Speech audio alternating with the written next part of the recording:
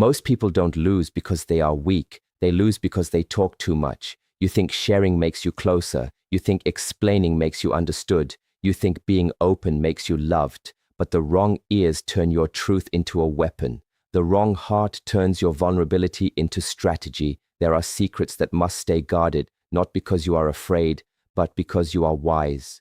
Today, I will show you 9 things you should never tell anyone, because once spoken, they can never be taken back. Silence is not secrecy. Silence is power. There is something dangerous about telling the world what terrifies you, not because fear is shameful. Fear is human. Every warrior feels it. Every leader faces it. Every disciplined mind has stood in front of something that made the heart beat faster. Fear is not the enemy, but revealing it carelessly is. When you tell someone your deepest fear, you are not just sharing emotion. You are revealing your pressure point. You are pointing to the exact place where you can be shaken. Most people will respond kindly. They will nod. They will say, "I understand." They will even comfort you. But understand this clearly. Not everyone who listens is your ally. Some people do not forget what makes you weak. They store it quietly, patiently, and when conflict comes, and conflict always comes, that stored information becomes a weapon. If you tell someone you are afraid of being abandoned, one day in an argument they may threaten to leave. If you reveal that you doubt your intelligence, someone may question your decisions at the moment you need confidence most. If you confess you fear failure, someone may remind you of your past mistakes when you are about to take a risk. They will not need to shout. They will only need to press the right button. This is why a disciplined person studies his fear in silence. He does not deny it. He does not suppress it. He faces it alone first. He strengthens himself before he speaks of it. There is power in quiet self-work. When you constantly talk about your fear, you relive it. You reinforce it. You make it part of your identity. But when you sit with it alone, when you observe it without drama, something changes. The fear begins to lose its shape. It becomes smaller, manageable, trainable. You must understand the difference between seeking guidance and seeking attention. Guidance is intentional. It is selective. It is given to someone wise, someone trustworthy, someone proven. Attention is careless. It is scattered. It is given to anyone who asks, "What's wrong?" Not everyone deserves access to your inner battles. Your fear is not public information. It is sacred material for transformation. In competition, in relationships, in business, even in family dynamics, people unconsciously test each other's strength. If you have already declared where you are fragile, you have made their work easy. Silence, however, creates mystery, and mystery creates respect. When others do not know what unsettles you, they cannot easily control you. When they cannot predict your insecurity, they cannot destabilize your confidence. You remain centered. You remain grounded. This does not mean you build walls around your heart. It means you build discipline around your words. Heal your fears privately. Strengthen your weak points quietly. Seek counsel wisely. But do not advertise your vulnerability to those who have not earned your trust. Because once someone knows exactly where you tremble, they know exactly where to strike. I'm starting a business. I'm writing a book. I'm changing my life. I have a big plan. And in that moment, they feel powerful. But something invisible happens when you speak too early. Your energy begins to leak. A vision is like a seed. When it is still small, it is fragile. It needs protection. It needs silence. It needs roots before it faces the wind. But when you announce your plans before they are built, you expose that seed to opinions, doubts, projections, and subtle resistance. Some people will smile at you but not believe in you. Their doubt will not be loud, but you will feel it. And slowly, it weakens your certainty. Some will question you. Are you sure? Is that realistic? What if it fails? These words seem harmless, but they plant hesitation inside your mind, and hesitation is poison to momentum. Others will laugh. They may not say it directly, but their energy will carry disbelief. And now, instead of building quietly, you begin defending your idea. You waste strength explaining instead of executing. There is also another danger. When you talk about your plans, your brain receives a small reward. It feels as if progress has already been made. You get validation, encouragement, attention, and that feeling tricks you into thinking you have moved forward. But you have only spoken. Words are not action. Announcing is not achieving. The disciplined mind understands this. Results create respect, not promises. Move quietly. Let your work surprise people. Let them see change before they hear about it. There is a different kind of power when others say, "I didn't know you were working on this." Silence protects focus. When nobody knows your next step, there is no pressure to perform for them. You are free to experiment, free to fail privately, free to adjust without embarrassment. Growth requires room to make mistakes without public judgment. If you reveal everything too soon, you tie your identity to the outcome. Now you are not just building something, you are trying to prove something, and proving drains energy. You do not need applause while you are laying foundations. Builders work behind walls. The strongest structures are created out of sight. This does not mean you isolate yourself. It means you choose carefully who you involve. Share your plans only with those who have demonstrated wisdom, discipline, and loyalty, not with those who simply want conversation. Most dreams die not because they are impossible, but because they were exposed too early. Protect your vision like you would protect a flame in the wind. Shield it, feed it, strengthen it. And when it becomes strong enough, it will not need protection. It will stand on its own, whether you have very little or far more than people expect. Speaking about it changes how they see you. If you are struggling financially and you tell everyone, some will sympathize, but others will quietly lower their respect. They may begin to see you as incapable. They may doubt your decisions. They may treat your opinion as less valuable, even if your mind is strong and your character is solid. Pity is not respect. And if you are successful, if you are earning well, building wealth, progressing faster than others, a different danger appears. Envy, comparison, hidden resentment. Money has a strange power. It reveals insecurity in others. When people know you have more, some will start calculating. They will measure what they can gain from you. They may expect favors, loans, special treatment. And when you set boundaries, they may call you selfish. Others will compete with you silently. They will compare lifestyles, possessions, status. What was once a natural relationship becomes a subtle contest. Even within families, even among friends, money shifts dynamics. It can create distance where there was once simplicity. Understand this clearly. Your financial reality is private strategy, not public discussion.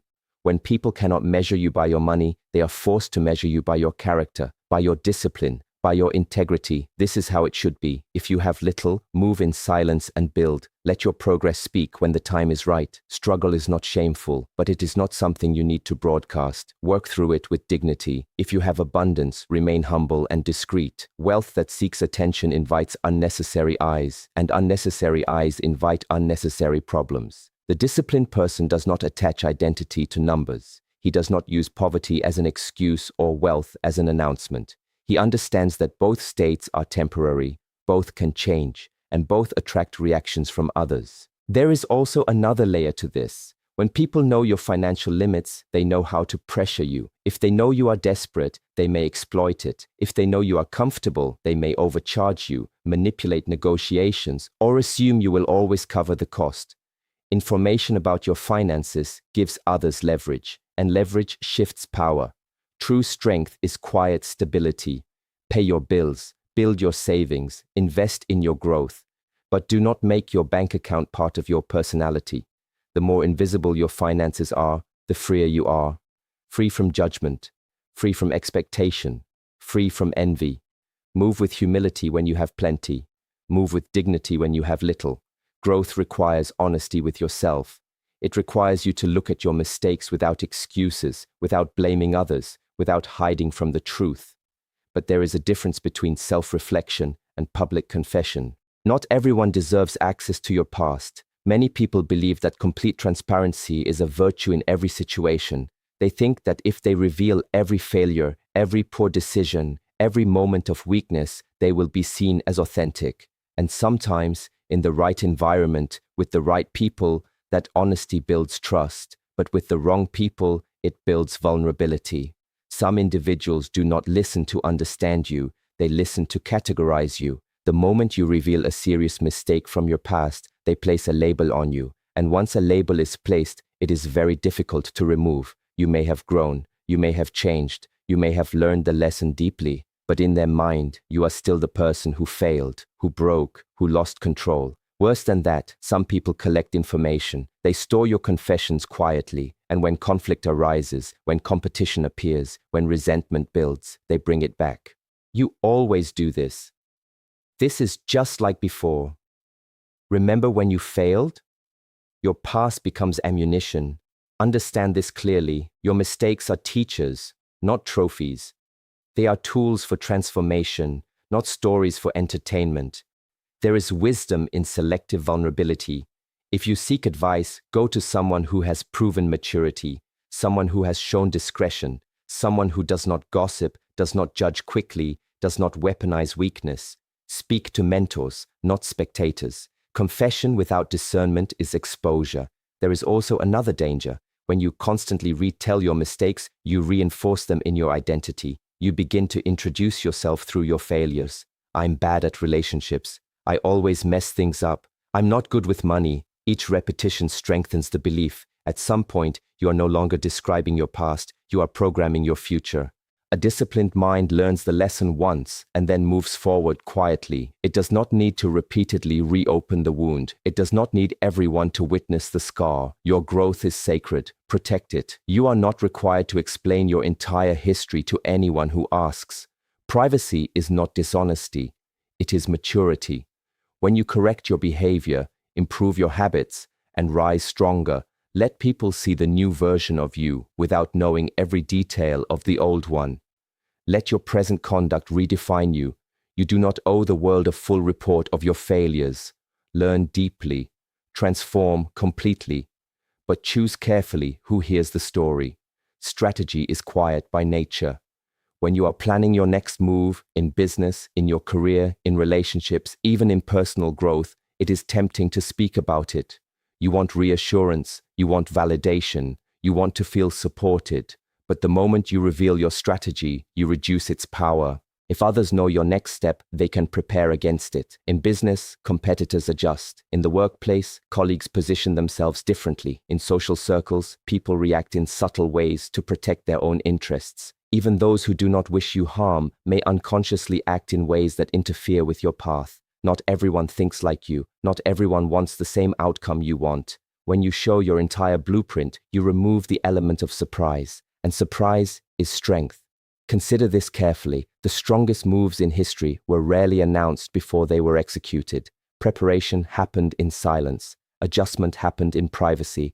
Action happened with precision. If you speak too soon, you invite opinions. Opinions create doubt. Doubt slows execution. There is also another danger. When people know your exact strategy, they may pretend to support you while quietly benefiting from your ideas. They may copy your approach. They may share it with others. They may even use your own thinking against you. Information travels faster than loyalty. This does not mean you become paranoid. It means you become disciplined. Share your strategy only with those directly involved, only with those who must know. And even then, reveal information in stages. There is no need to expose the entire map when a small direction is enough. In relationships, this principle is just as important. If you are testing someone's character, do not announce that you are testing them. If you are evaluating a situation, do not declare your conclusion before you are ready to act. Observe quietly, move calmly. When people cannot predict you easily, they cannot manipulate you easily. There is strength in being underestimated. There is strength in being unreadable. Not secretive out of fear, but strategic out of wisdom. A disciplined person understands timing. He knows that the right action at the wrong time loses power, and often, talking about your next move reveals your timing before you are ready. Silence protects timing. You do not need to prove intelligence by explaining your plan. You prove intelligence by executing it effectively. Move in a way that makes others say, "I didn't see that coming," not because you were deceptive, but because you were focused. Speak less about what you will do. Concentrate more on doing it. Strategy exposed too early becomes vulnerable. Strategy protected becomes unstoppable. Every human being has them. A certain tone of voice, a specific word, a type of criticism, a memory, a comparison, something that immediately changes your breathing, tightens your chest, heats your thoughts. The problem is not that you have triggers. The problem begins when others know exactly what they are. The moment someone understands what angers you, what embarrasses you, what makes you feel small or insecure, They gain access to your nervous system. They no longer need force. They only need precision. A single sentence can disturb your balance. If someone knows you are sensitive about your intelligence, they can question your logic in front of others. If they know you fear disrespect, they can slightly change their tone and watch you react. If they know you are insecure about your past, they can casually mention it and control the emotional temperature of the room. When your reactions are predictable, you are controllable. Emotional mastery begins with awareness. You must study yourself deeply. Notice what makes your heartbeat change. Notice what makes you defensive. Notice what makes you overreact. This self-knowledge is powerful. But self-knowledge does not require public disclosure. You do not need to announce, "This is what upsets me the most." You do not need to explain every insecurity in detail to people who have not proven emotional maturity. The wrong person will not protect that information. They will test it. Some will do it consciously, others will do it unconsciously, but the result is the same. You lose your center. The strongest person in the room is not the loudest. It is the one who remains calm when provoked. If someone attempts to trigger you and nothing happens, they lose interest. If they press a button and there is no reaction, the button becomes useless. But if they press a button and you explode, defend, justify, or lose control, you confirm the weakness. Silence in those moments is not weakness, it is discipline. This does not mean you suppress emotions. It means you process them privately. You strengthen your internal stability so that fewer things can disturb you. You reduce the number of buttons available to others. Over time, you will notice something powerful. When you are no longer easily triggered, people treat you differently. They sense your stability. They sense that manipulation will not work, and they adjust. Your calm becomes your armor. You must understand that revealing your triggers is handing over the remote control of your emotional state. And when someone else controls your state, they influence your decisions. Guard your reactions, refine them, strengthen them, but do not expose them carelessly. The more unshakable you become, the less anyone can move you. And the less they can move you, the less power they have over you.